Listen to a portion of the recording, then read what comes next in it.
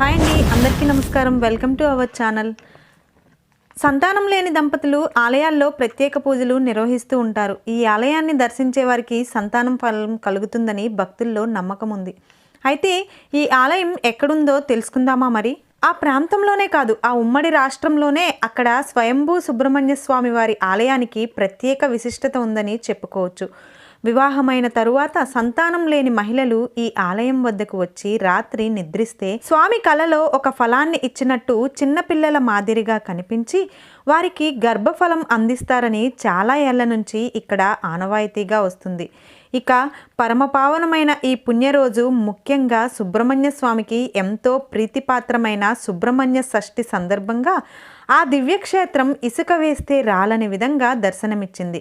ఇంతకీ ఆ దివ్యక్షేత్రం ఎక్కడ ఉంది, ఆ విశేషాలు ఏంటి తెలుసుకోబోయే ముందు, వీడియోలోకి వెళ్ళే ముందు నా చిన్న రిక్వెస్ట్ ఏంటంటే, ఈ ఛానల్ని కొత్తగా చూస్తున్న వాళ్ళైతే సబ్స్క్రైబ్ చేసుకోండి. అలాగే ఒక వీడియోకి ఒక చిన్న లైక్ కూడా కొట్టండి. మీరు ఎంతమంది లైక్ చేస్తే మీలాగే తెలియని చాలామందికి ఈ వీడియో చేరువవుతుంది. సో ఇక వీడియోలోకి వెళ్ళిపోదాం. ఉమ్మడి తూర్పుగోదావరి జిల్లాకు సంబంధించి తూర్పుగోదావరి జిల్లా అనపర్తి సమీపంలో గల బిక్కవోలు ప్రాంతంలో దాదాపు కొన్ని వందల సంవత్సరాల క్రితట స్వయంభూగా వెలిసిన సుబ్రహ్మణ్య స్వామివారు కొలువై ఉన్నారు. జిల్లాలోనే కాదు, రాష్ట్రంలోనే ఆ ఆలయానికి ప్రత్యేక పేరు ఉంది. ప్రధానంగా ఇక్కడ స్వామిని దర్శిస్తే చాలు మనలో ఉన్న దోషాలన్నీ ఖచ్చితంగా పటాపంచలవుతాయని భక్తులు ఎంతో విశ్వాసంగా చెబుతూ ఉంటారు. దీంతో ఆ రోజు ఈరోజు అని తేడా లేకుండా దివ్యక్షేత్రంలో ఏడాది పొడవునా భక్తులు స్వామివారి దర్శనార్థం పెద్ద ఎత్తున వస్తూనే ఉంటారు. ఇక మహిళలు సంతానం కోసం స్వామివారిని దర్శించుకొని ఆ ఆలయ ఆచారం ప్రకారం పసుపు వస్త్రం వారికి ఇస్తారు. ఆ వస్త్రం ధరించి ఆ రాత్రి అక్కడ నిద్ర చేస్తే స్వామి స్వప్నంలో కనిపించి వారికి సంతాన ఫలం అందిస్తారని ఒక గొప్ప విశ్వాసంతో మహిళలు సైతం ఈ చక్కని ఆధ్యాత్మిక కార్యక్రమంలో పాల్గొని ఎంతోమంది సంతానం పొందిన వారు ఉన్నట్లుగా ఇక్కడ చరిత్ర చెబుతుంది. ఇక స్వామివారికి ఎంతో ప్రీతిపాత్రమైన పర్వదినం ముఖ్యంగా సుబ్రహ్మణ్య షష్ఠి సందర్భంగా వేలాది భక్తులు ఈ దివ్యక్షేత్రానికి తరలివస్తారు.